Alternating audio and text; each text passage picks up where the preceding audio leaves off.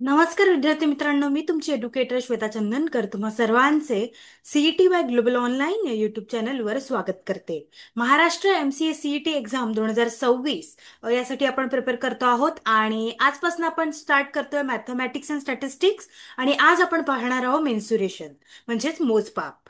आपली जी बॅच आहे ती येत्या 11 ऑगस्ट पासून सुरू होते आहे. जर का तुम्हाला एनरोल करायचं असेल तर दिलेल्या नंबरवर संपर्क करू शकता किंवा global online app play store वरून डाउनलोड करू शकता.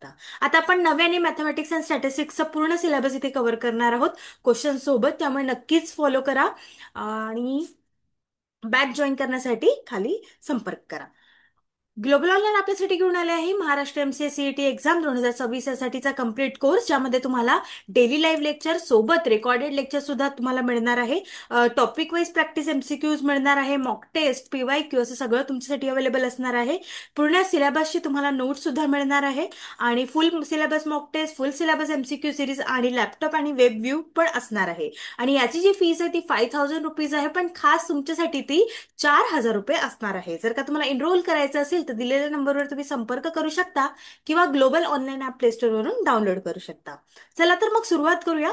सर्वात आधी आपण सिलेबस पाहून घेऊया. Maharashtra MCA CET syllabus mathematics and स्टॅटिस्टिक्सचा. मॅथमॅटिक्स आणि स्टॅटिस्टिक्स मध्ये आपल्याला अल्जेब्रा शिकायचा आहे. अल्जेब्रामध्ये डिटेल्स दिलेले आहेत, जसं की expansion, factorisation, logarithm, arithmetic, geometric harmonic progression, है ना, GP and HP, binomial theorem, हे सगळं आपल्याला अल्जेब्रामध्ये अभ्यास करायचा आहे.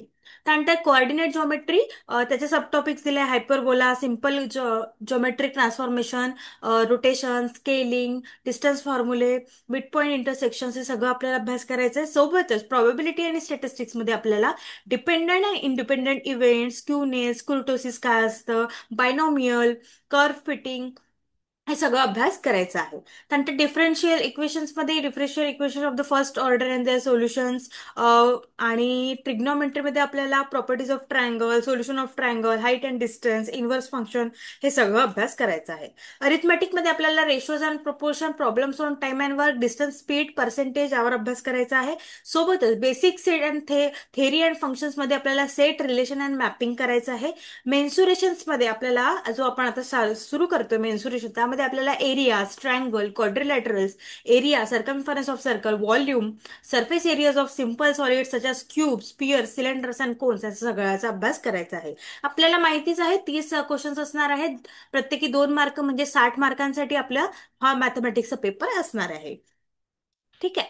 चला चला तर मग सुरुवात करूया. मेन्सुरेशन काय आहे, गणितामध्ये मेन्सुरेशनचं काय महत्व आहे ते आपण जाणून घेऊया. तर in mathematic mensuration refers to the branch of measure geometric and figures and shapes. आपण काय करतो, फिगर आणि शेप जे आहेत त्या आपण इथे अभ्यास करतो आहोत मेन्सुरेशन मध्ये. मग ते 2D असल्या पाहिजे किंवा 3D पण असल्या चालते. ठीक आहे. त्यामध्ये आपल्याला एरिया एरिया म्हणजे काय, क्षेत्रफळ जो आहे ते अभ्यास करावं लागतं. प्रत्येक वस्तूचं क्षेत्रफळ म्हणजे ट्रँगलचं, त्रिकोणाचं, क्वाड्रिलॅटरलचं आणि सर्कलचं, हा ना. त्यानंतर पेरिमीटर, एरियाचं काय, the measure of the space enclose within a shape. जो शेप आपण घेतोय, आकार घेतो, त्यामध्ये बंदिस्त होतं एखादा ट्रँगल एवढ्या जागेमध्ये बंदिस्त होतो, याचा एरिया काय आहे हे म्हणजे काय, याचं जे मोजमाप काय आहे हे म्हणजे काय, तर एरिया. ठीक आहे. त्यानंतर परिमिती म्हणजे perimeter, the total length around the 2D shape, म्हणजे 2D आकाराभोवती एकूणच लांबी किती आहे ती आहे पेरिमीटर. त्यानंतर व्हॉल्यूम, व्हॉल्यूम म्हणजे खंड काय, the amount of space occupied by 3D shape. तर व्हॉल्यूम जो आहे 3D म्हणजे ती जागा तो व्यापतो आहे, है ना. 3D आकाराच्या सर्व ज्या शेप्स आहेत त्या जो जागा व्यापतो आहे त्याला काय म्हटलं जातं, खंड म्हटलं जातं. आणि सरफेस एरिया म्हणजे काय, the total area of the surface of a 3D shape. 3D जे शेप्स आहेत क्यूब वगैरे, ते जो आपला टोटल एरिया सांगतो आहे त्याला काय म्हटलं जातं, सरफेस एरिया म्हटलं जातं. म्हणजे पृष्ठभाग, 3D आकाराच्या सर्व पृष्ठभागाचे एकूण क्षेत्रफळ. ठीक आहे. बघा इथे मराठी सुद्धा दिलेलं आहे. गणितात मापन म्हणजे काय, तर 2D आणि 3D आकाराचे विविध गुणधर्म आपण आज इथे पाहणार आहोत. सोबत त्याचे फॉर्म्युलेज पण पाहणार आहोत आणि क्वेश्चन सुद्धा करणार आहोत. त्यानंतर क्षेत्रफळ, आकारात बंदिस्त जागेचे माप, परिमिती म्हणजे 2D जे आकार असतात त्यांची एकूण लांबी. त्यानंतर खंड, खंड म्हणजे काय, व्हॉल्यूम जे 3D आकाराने व्यापलेले आहेत त्या जागेचे प्रमाण. ठीक आहे. त्यानंतर सरफेस एरिया म्हणजे पृष्ठभाग, 3D आकाराच्या सर्व पृष्ठभागाचे एकूण क्षेत्रफळ. मापन हे जे आहे ते मोजमाप निश्चित करण्यासाठी आणि सूत्रे आणि तंत्रे वापरण्यासाठी केलं जातं. ठीक आहे. बांधकाम किंवा संबंधित भूमितीशी संबंधित समस्या आपण यावरून सॉल्व्ह करू शकतो. ठीक आहे. त्यानंतर मग 2D फिगर्स काय आहे, मेन्सुरेशन मध्ये जे 2D फिगर्स म्हणतो आपण नेमकं ते काय आहे. तर ज्याला द्विमितीय आकार असते म्हणजे की 2 डायमेन्शनल शेप असतात, त्याला आपण काय म्हणतो 2D फिगर्स. ठीक आहे. त्यानंतर मग भौमितिक आकृत्या ज्या आहेत सपाट ज्या आहेत त्याचे फक्त दोन परिणाम असतात, म्हणजे काय, लांबी आणि रुंदी. म्हणजे लेंथ आणि विड्थ किंवा उंची. या आकाराने किंवा जाडी किंवा खोली नसते यांना, ते पूर्णपणे एकाच समजत असतात. आणि 2D आकारांचा अभ्यास करताना आपल्याला क्षेत्रफळ म्हणजे की एरिया, पेरिमीटर आणि sometimes the length of diagonals आपल्याला काढावी लागते 2D शेपमध्ये. तर 2D फिगर्स म्हणजे काय, ज्याला लांबी, लेंथ, विड्थ असते है ना, किंवा हाईट असते, दोनच काहीतरी असतं. ठीक आहे, त्याला आपण 2D फिगर्स म्हणतो. त्यानंतर मापन 2D आकाराचे क्षेत्रफळ जे आहे ते उदाहरणामध्ये चौरस, square, rectangle, triangle, circle, parallelogram, trapezium, याचं सगळं आपल्याला काय करायला लागतं, हे सगळं 2D फिगर मध्ये है ना. स्क्वेअर बघा, स्क्वेअर असा असतो है ना, सारख्या असतात सगळ्या, लांबी आणि रुंदी. ठीक आहे, रेक्टँगलचं पण तसंच असतं, ट्रायंगलचं पण. ठीक आहे, हे काय झालं, 2D फिगर्स झाले. ठीक आहे, अशा पद्धतीने आपण इथे हे केलेलं आहे. त्यानंतर मग 3D फिगर काय असते. 3D फिगर मग ज्या 2D मध्ये येत नाहीत त्या 3D म्हणजे 3 डायमेन्शनल शेप, म्हणजे की त्रिमितीय आकार, ज्याला 3 आयाम असते. लांबी, length into width into height किंवा डेप्थ है ना. लांबी, रुंदी आणि उंची हे तीनही असतात, त्याला काय म्हणतो आपण 3D फिगर्स म्हणतो. ठीक आहे, जे सपाट असतात फक्त क्षेत्रफळ आणि परिमिती, आणि याचं काय असतं, त्यांना फक्त एरिया असतो आणि पेरिमीटर असतो. 3D shapes have volume and surface area also. Okay.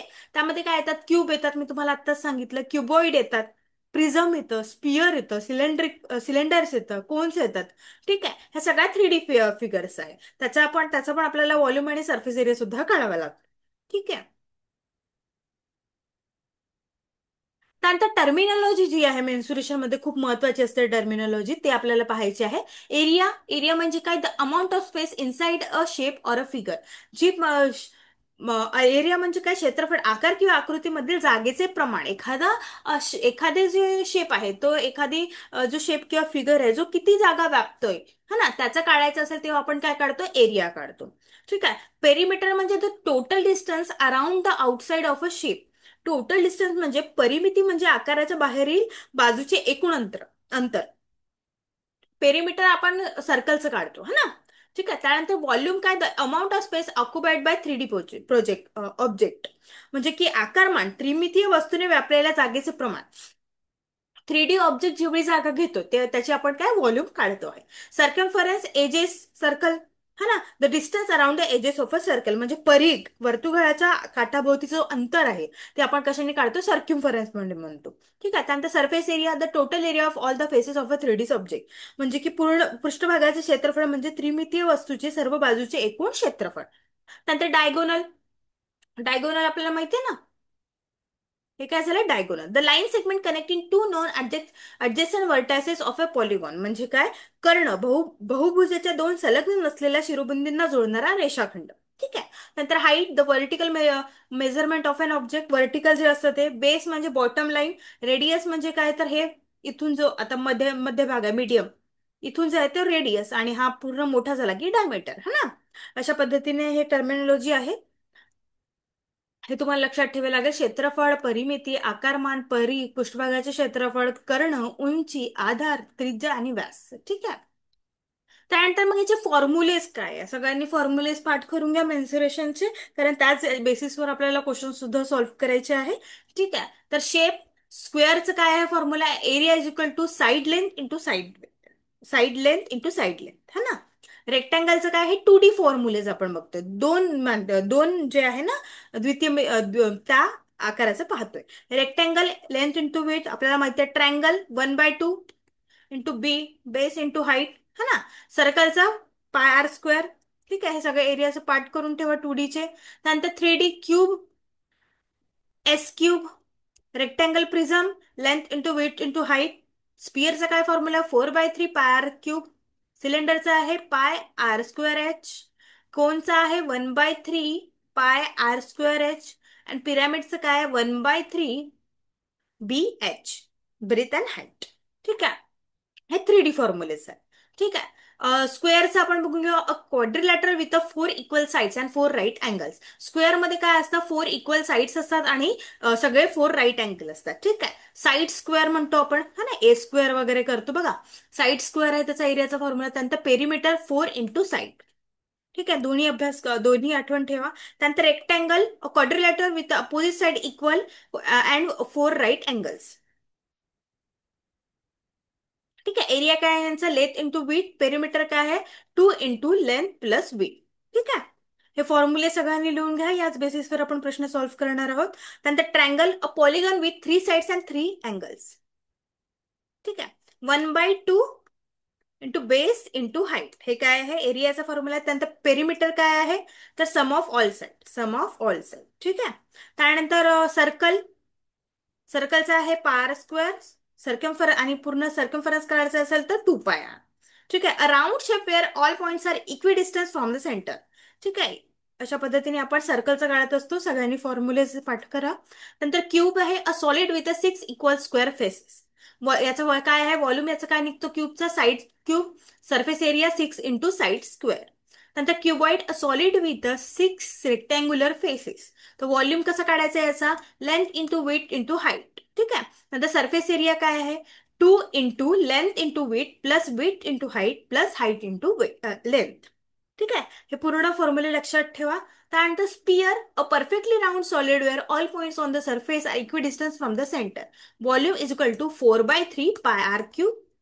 आणि सरफेस एरिया काय आहे, 4 पाय आर स्क्वेअर.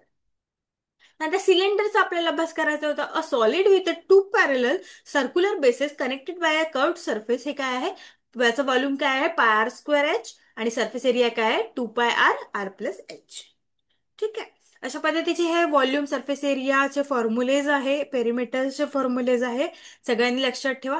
त्यानंतर cone, a solid with a circular base and a single apex. तर याचं व्हॉल्यूम काय, 1/3 πr²h. म्हणजे हाईट. सरफेस एरिया πr+लेंथ हाईट. हे लेंथ हाईट आपल्याला ऑलमोस्ट दिलेली असते नेहमीच.